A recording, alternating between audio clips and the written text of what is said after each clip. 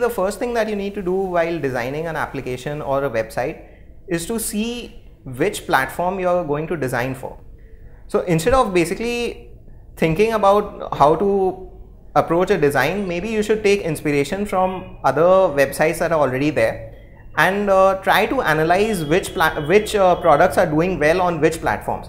So for example, if you are designing for iOS and if you have a design concept that is not very graphic intensive, then maybe you could look at Facebook, for example, because that application on the phone is used by millions of people. So instead of just trying to reinvent the wheel, maybe what you can do is just get inspired from a successful application and then build on that. Don't just copy an application, but try to get inspired. Maybe follow their best practices and see how you can actually do something quicker. The second thing I'd like to mention is color palettes.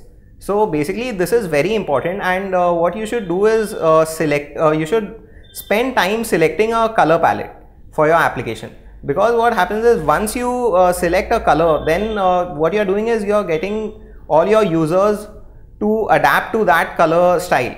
So basically it's something that you should not change very often, and you should use colors that are more neutral and something that can be used across multiple devices or platforms, because nowadays most people, if they have a mobile application, they also have a website. If they have a website, they have a mobile application. So basically you should select colors that work well across a multitude of platforms. Finally, I'd like to tell you about user interface and user experience. These two things are completely different. Most people, they confuse between user interface and user experience. Keep in mind that user experience is much more vital than user interface, which is something like, you know, after user clicks on a button, then what happens, or when they come to your application for the first time, then what do they see? That is user experience.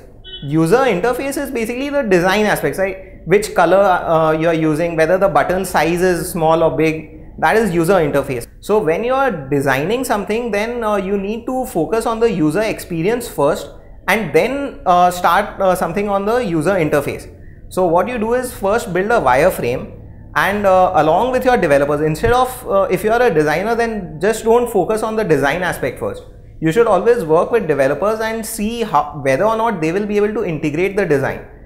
So I hope I have given you nice tips on designing and on product design. Especially for webs and mobile applications. It's not a very small subject. It takes months and months to perfect it, and no design is perfect, because even after you do all the hard work, there will still be complaints and you'll still have to reiterate again and again, and it takes a lot of revisions to get it right.